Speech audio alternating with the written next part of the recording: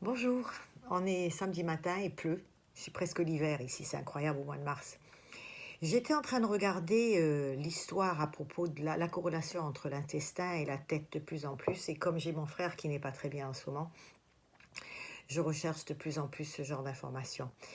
Il y a à peu près 5 ans, peut-être 6 ans, je ne me rappelle plus exactement, maman a commencé à perdre sa mémoire immédiate. Et elle avait des sauts d'humeur, elle avait des changements de caractère qui étaient quand même inquiétants. Elle devenait agressive, ce qui n'était pas sa nature. Et ma sœur et moi avons fait des recherches. On avait découvert un médecin en Amérique, à Los Angeles, qui avait fait, lui, le parallèle avec le, le- avec l'inflammation au cerveau. Et l'inflammation au cerveau, pour lui, comme on le traitait pour la maladie de Parkinson avec une certaine molécule, il avait décidé de l'injecter directement à la base du cerveau. Donc ma sœur et moi avons dit, écoute, on n'a rien à perdre, maman est en train de perdre sa tête, on va partir avec elle. Ça a été un voyage, un calvaire. Maman, au bout de quelque chose comme 2 heures, a décidé qu'elle voulait descendre. Elle n'aimait pas du tout ce cinéma. De toute façon, elle ne comprenait pas du tout pourquoi on passait des films qu'elle n'avait pas choisis.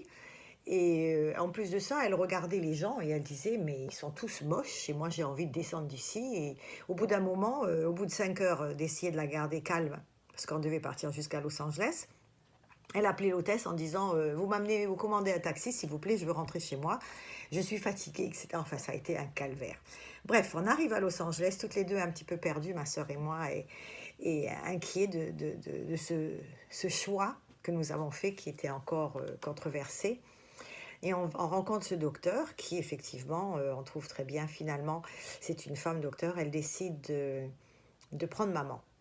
Et on lui fait basculer sur une chaise, on lui met une aiguille à la base du cerveau et on lui injecte le même produit qu'on donne pour la maladie de Parkinson. Et normalement, dès qu'on la ramène à la hauteur droite, on est censé lui demander si effectivement elle va bien et tout, et si elle a senti un changement. Maman, elle se relève et elle dit, j'ai rien senti du tout, je sais pas du tout ce que je fous ici, etc. Enfin, nous, ma soeur et moi, on riait, mais c'était ridicule la situation. Enfin, on a fait tout ce qu'il fallait. On la ramène à l'hôtel et là, il faut attendre quelques jours pour voir et après revenir faire une deuxième piqûre et tout. Et on l'amène à l'hôtel et on passe quelques temps avec elle et on voit pas beaucoup de différence. Et au fur et à mesure des heures, effectivement, on s'aperçoit que maman est plus claire. Elle est beaucoup plus claire, elle est plus posée, elle est plus calme, plein de choses. Enfin, tout ça pour dire que on a fait le traitement et au bout de, on est resté, je crois, une semaine ou 10 jours en Amérique avec maman et effectivement, ça a marché. Donc, le produit anti-inflammatoire qu'on injectait à la base du cerveau, qu'on donne normalement directement, je ne sais pas, dans une partie du corps, mais certainement pas à la base du cerveau pour Parkinson, euh, avait marché. Le problème, c'est que le docteur nous a bien précisé, si elle ne marche pas et que la circulation ne se fait pas pour que puisse oxygéner le cerveau et faire passer le sang, ça reviendra, l'inflammation va revenir. Elle n'avait pas encore, à l'époque, fait de recherche avec le parallèle entre l'intestin, le gut, comme on dit maintenant, le microbiome, et le cerveau. Et nous, on a ramené maman en Australie, heureuse comme tout, mais très vite, dans les semaines qui ont suivi, elle a reperdu sa tête. Voilà. Et je suis maintenant malheureuse. Parce qu'on ne savait pas à l'époque. Et ma sœur lui donnait des sucres, elle lui donnait des chocolats, moi je lui donnais ses gâteaux si elle voulait, etc. Et on essayait de lui faire plaisir, donc on lui donnait tout ce qu'elle voulait manger. Et en réalité, maman, il aurait fallu qu'on la fasse jeûner, qu'on fasse nettoyer son intestin au maximum. Et ceci me ramène à une autre petite partie de l'histoire, c'est qu'au bout de 2 ans plus tard, eh bien, on a dû la mettre en maison. Voilà, c'était trop lourd pour nous. Et en plus, au même moment, mon mari a découvert qu'il avait son cancer. Et ma sœur était submergée par ma maman. Elle ne pouvait plus s'en occuper. Et moi, je ne pouvais pas non plus parce que je m'occupais d'André. Résultat, on a mis maman en maison. Et elle n'est restée qu'une année. Malheureusement, ça l'a tuée. Pardon. À l'époque, pendant qu'elle était dans la maison, on s'apercevait que sa tête était claire des fois et pas claire d'autres moments. Des fois, elle avait tellement la tête Et alors les médecins disaient, ah, mais c'est normal, c'est comme ça passe, ça revient, etc. C'est pas logique pour moi. Et les infirmières disaient, oui, c'est comme ça. Et en réalité, un jour, j'ai commencé à lui donner beaucoup de l'eau de coco à boire. Et ça lui faisait aller aux toilettes. Parce elle n'allait pas assez aux toilettes, elle ne buvait pas assez d'eau et en plus de ça, elle ne marchait pas. Résultat, pas de circulation, rien ne se faisait, l'intestin ne se vidait pas non plus. On lui donnait tous les jours des gâteaux, enfin, la maison de retraite donnait toujours beaucoup de gâteaux, des sirops à midi, des sirops le soir, enfin. Et moi, de mon côté, je lui donnais des fruits, je lui donnais de l'eau de coco et on essayait de la maintenir dans une alimentation saine, le plus saine possible. Et un jour, maman, à force de boire de l'eau de coco et de manger des pruneaux, etc., elle s'est dégagée.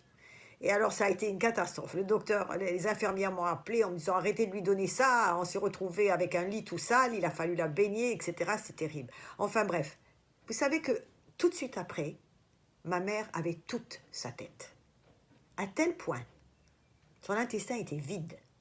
À tel point que je l'ai prise pour la première fois depuis des mois et elle a marché toute seule avec un déambulateur, parce qu'elle avait 89 ans, mais elle a marché seule, elle a parlé, elle s'est regardée dans le miroir, elle m'a dit mais je suis affreuse, tu me coiffes pas, tu me ta.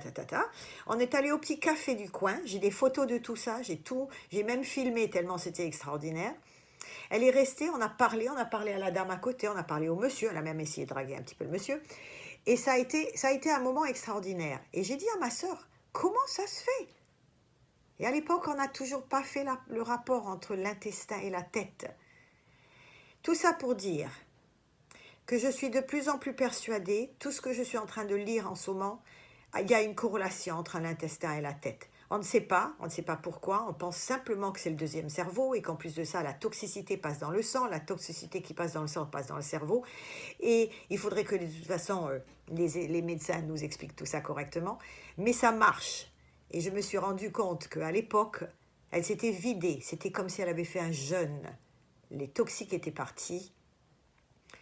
On lui donnait plus de sucre et tout allait bien. Dès que le système est revenu normalement dans la nourriture normale et avec les carbs et avec les sucres et tout le reste, elle a reperdu sa tête complètement. Mais je n'avais pas fait le rapprochement et c'est ce matin seulement que je viens d'y penser.